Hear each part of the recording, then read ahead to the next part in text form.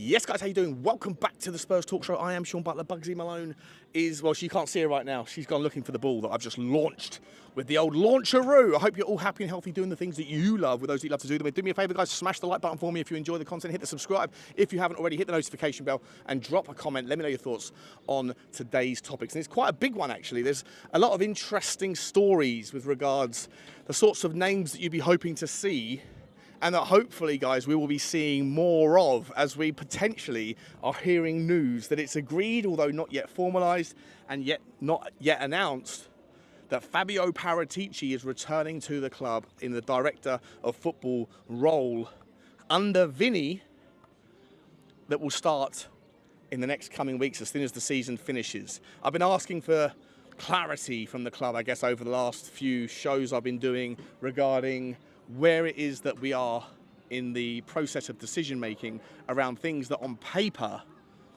the timelines of interactions of look problematic if it goes the way that it could do, which is decisions around our manager, decisions around our directors of football, our coaching staff, etc., have to wait for the inbound Vinny to come in June, for him to have conversations with them, for him to hear their vision, and then to then decide. All of those things are problematic in terms of how much time you have to get the business done, regardless of whether or not we are in the Champions League next season, regardless or not of whether we have budgets. The inability to kind of know where we're at now and plan for a future that looks a certain way is unnecessary and dangerous, given the variables that are happening outside of Tottenham. I've said before, there's now probably 8 or 9 teams that are realistic shouts for Champions League football that traditionally only has 4 spots, maybe 5. This year it could be 6 if Manchester United, who look likely to be in the final of the Champions League, meet Tottenham Hotspur, who have got 1 toe in it. I wouldn't say 1 foot in the final, because as we know from Bodo, their home form and their away form are like chalk and cheese. I think I was talking to Henry Wright earlier, and he said that, I haven't checked this to verify it, but he said that Bodo haven't lost at home in the Europa League or in Europe for 23 attempts. And on top of that, that this season, they've always had a 2-goal winning margin at least, whoever they played at home. So for me, the game is very much still on, but in a world where Tottenham do get there or don't get there, that shouldn't mean that we don't have the ability to make some decisions right now. And so the news, the noise that is, as I say, as yet unconfirmed, but given the credibility of some of the sources that are out there pushing the narrative, it looks like Paratici is coming back. That will be news that makes you smile for most. I know Johnny H, if he's watching this, hopefully he is. He'll be on the stream, I hope, later on this evening or this afternoon, if we can find time to do one together. Then he'll be absolutely over the moon with this particular story. And that with that, as a content creator, comes the ability to be able to bring to you umpteen links a day. I miss the days where Fabio Paratici was spinning plates and pushing those narratives out to the various people in the media, because it meant there was always something to talk about. 9 out of 10 of the stories never materialised, but it didn't mean that we couldn't pump out content every day saying, wow, monster update. Which, if you're enjoying this wow monster update, then smash the like, guys, smash the subscribe, hit the notification bell. We do have some such stories today. There's not a huge amount, but given that Paratici is coming back, as I say, before I get into the actual transfer news and clues, if he's coming back, then that means that Vinny's already made that decision, or that Daniel Levy's made that decision and said to Vinny, hey, look, if you're overseeing the football side, are you okay if Paratici can be your working partner? And if he said yes to that, and Paratici said yes to that, and Paratici, according to reports, will have final say on the decision-making process around hiring and firing of football-related matters within the players and the staffing context, and that also brings excitement. You know why? Because one of his closest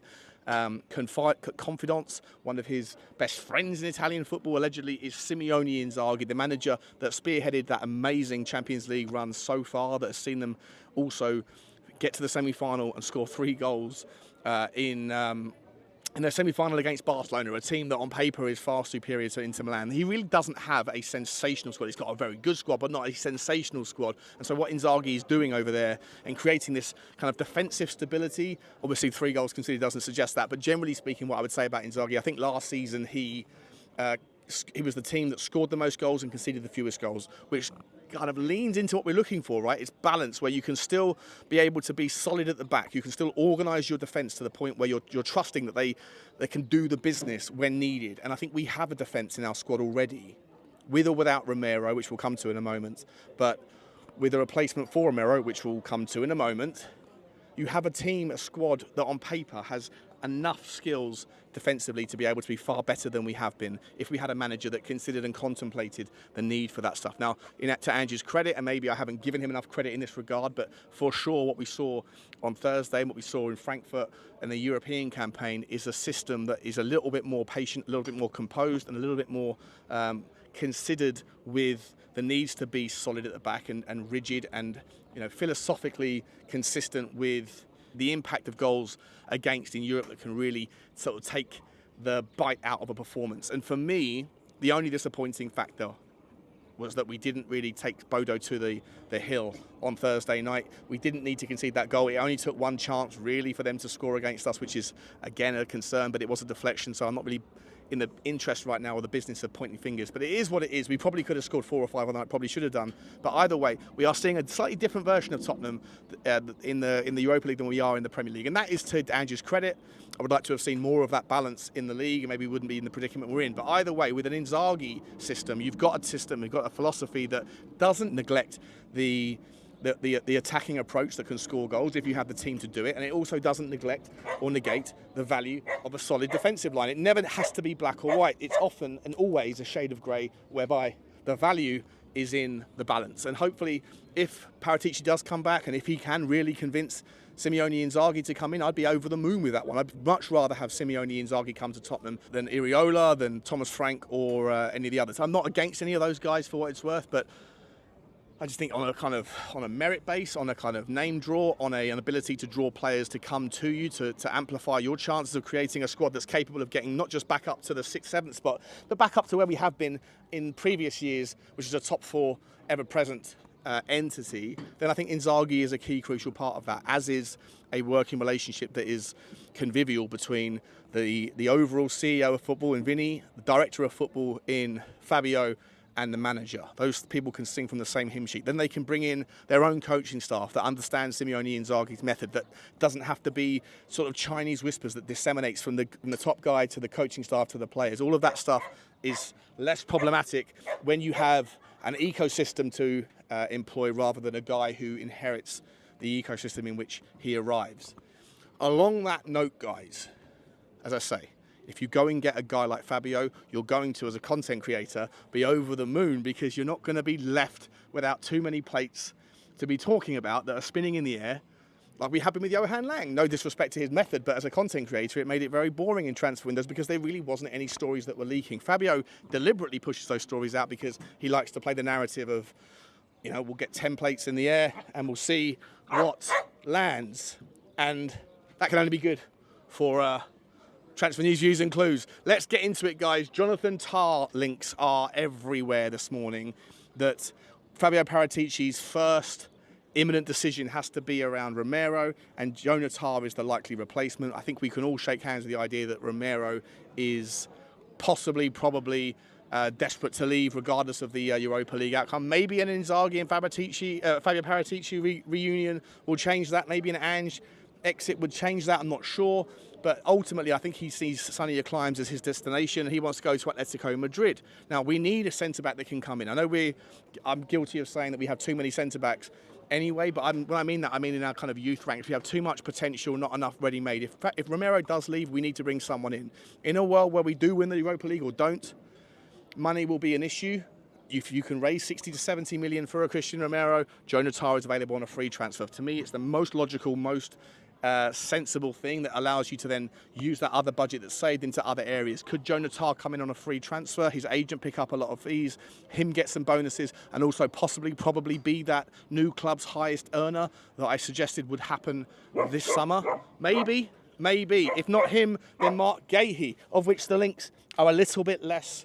Excuse me, guys, I'm just off camera for a second getting the ball because Bugsy likes to put it in the most difficult spot in the world and then get angry with me when I haven't immediately retrieved it for her. She's the retriever. Well, she's a spaniel, but she should be retrieving. I should be dishing it out. Anyway, where was I? Jonathan Tah, for me, brilliant player. And the links are everywhere. Everywhere around us. They are... everywhere around us. suggesting that Tottenham are top of the list. Manchester United also fighting for his signature. There'll be a long line of signatures, signatees. That's not even a phrase, is it? Long line of people that are looking for his signature, as he is available on a free transfer in the summer. Leverkusen are going to, in all likelihood, unless they stump up some serious money and convince him to stay. He looks like he wants out. I think he is well-rounded. I think he's balanced. I think he's fast. He's powerful. He's great in the air. One of the things that we struggle with. I think he's got experience. I think he has leadership. I think he's got championship pedigree behind him. And I think that he would be a perfect fit for our model, for our system, for our style, even if you were to maintain a philosophical continuity in that kind of high line stuff, or if you bring in more of a balance where, adaptability is the name of the game. In certain games, you're going to play a high line with someone like an Inzaghi, someone like a Thomas Frank, someone like, insert name here. Most managers have the ability to be able to train for more than one system and find enough time on the training pitch in the week to be able to get accomplished at all of them. Not so much with Ange, although, like I say, we are seeing a slightly different version of Ange right now, which is good. Anyway, so Jonathan links are everywhere this morning. I'm really happy with this one. Let me know your thoughts. Next up on the list is Milan Skriniar. That story is back. Remember him?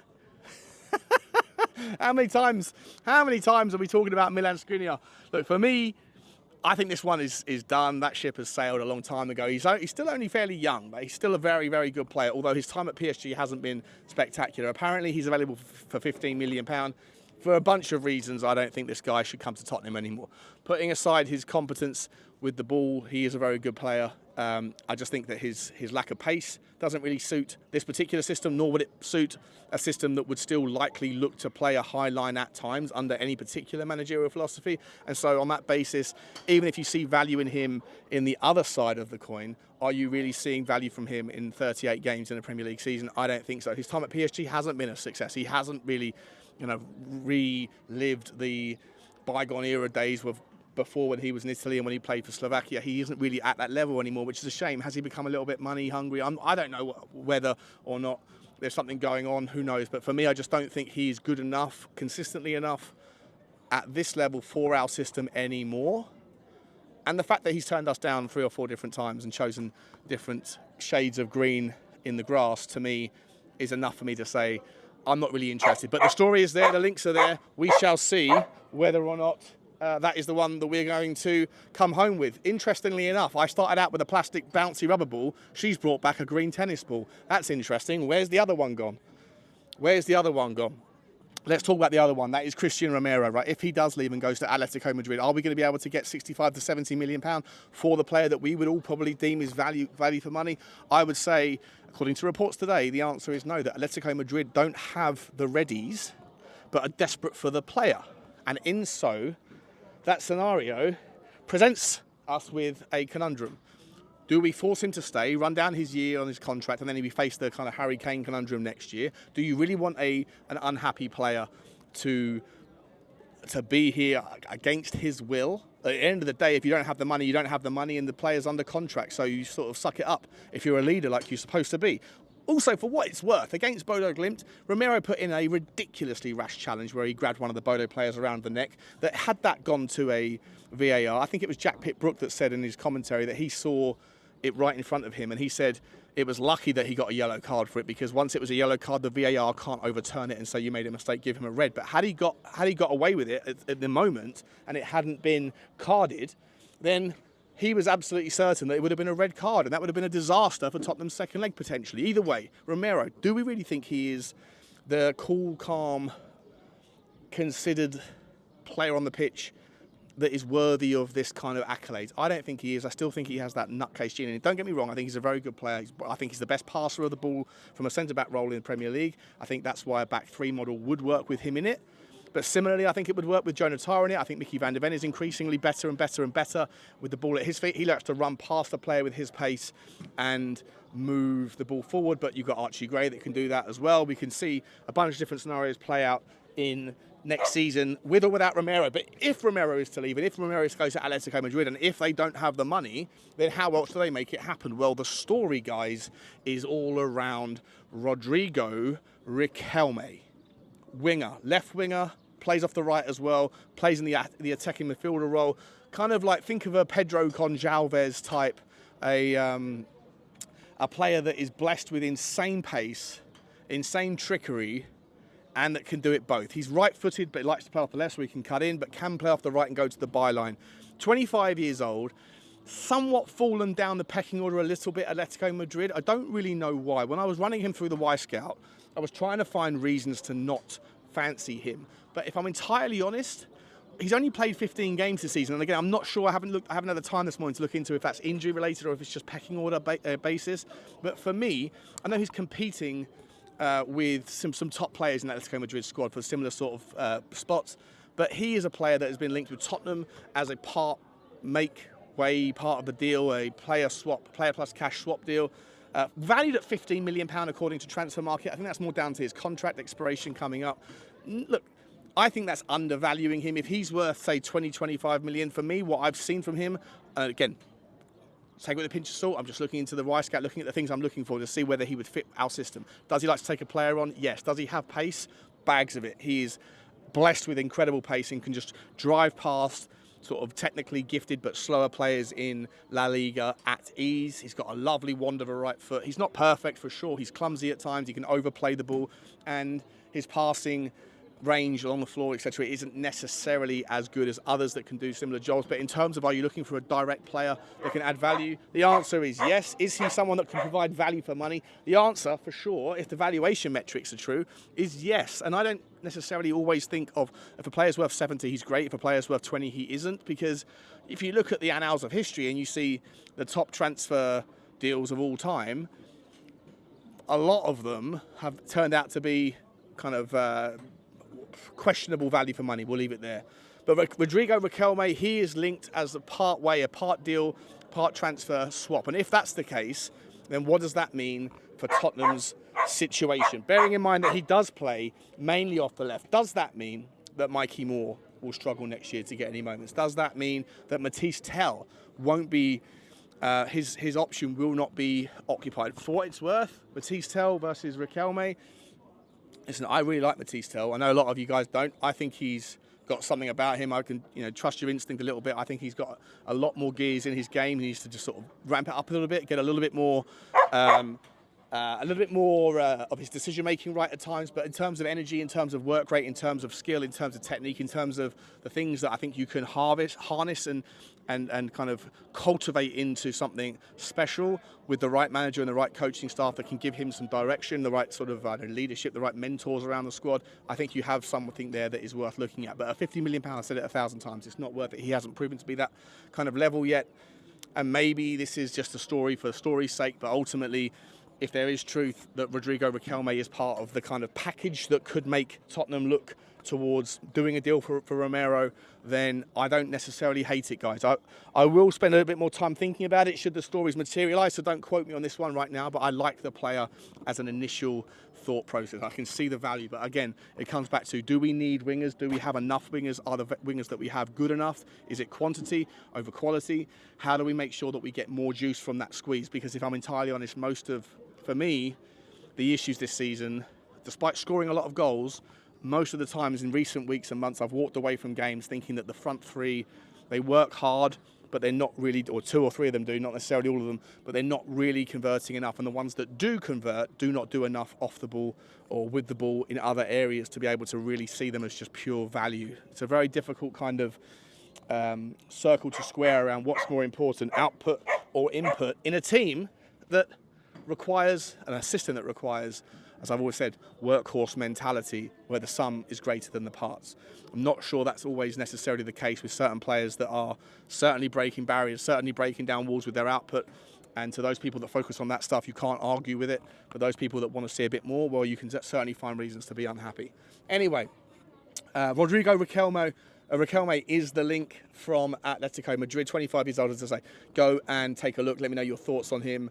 And listen, the other noise is about Pedro Porro. Not that he's leaving, but that essentially they're kind of celebrating in the club the fact that they have been working specifically with him and drilling and practicing this kind of this notion of him receiving the ball from Romero or from Micky van der Ven, getting him into space, like pushing things down the left, looking down the left, getting everybody over that way, then spinning it, switching the play over to the right-hand side, where Pedro Porro is by far and away the very best in the club at any kind of long ball, any kind of cross, any kind of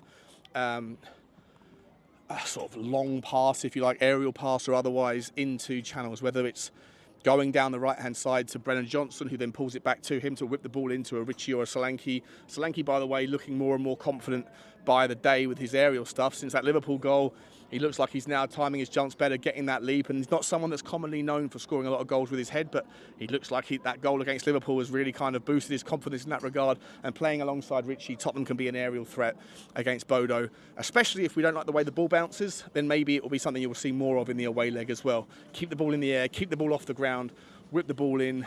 Richie played 45 minutes. I thought, look, he was fantastic for this first goal. For the first goal, the assist is brilliant, and it was clearly something off the training ground. Get the ball to Porro, whip it to the back post, let Richie make the decision whether to go for goal or otherwise. He chose the unselfish option. Shout out to you, Richie. That was insanely unselfish of you. I could understand if you chose the other option, but you didn't. You put it back across, and there was Brennan Johnson to mop up your dinner. Loved to see it. Got the early goal. As I say, maybe in Bodo on the 4G pitch, maybe that kind of necessity to just whip the balls in, keep it off the ground, is going to pay dividends, and that's nice to know that we have some decent aerial threats in there. Rodrigo Bentancur's always decent with his head from corner kicks. Decky's handy in that regard as well, and obviously you've got Solanke and Richalison, both of whom can cause no end of trouble. So it will be interesting. This is such a delicately poised semi-final second leg. I can't wait to be there. Can't wait to go and meet my Norwegian princess. Shout out to you, Helga.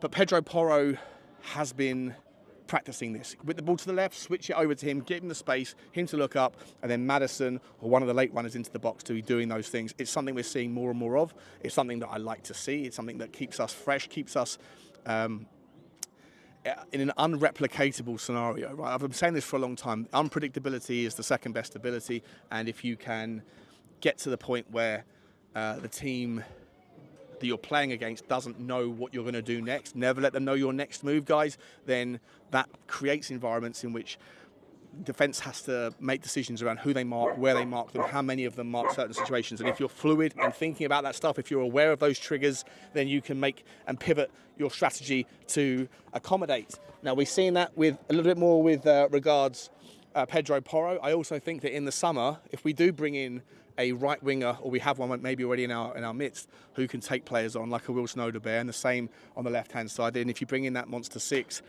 then who can switch the play, then again you can create systems of overlap. So you can create systems where you can rinse and repeat that on the training ground, where you're not rinsing and repeating the same outcome, but you are rinsing and repeating the same input factors, right?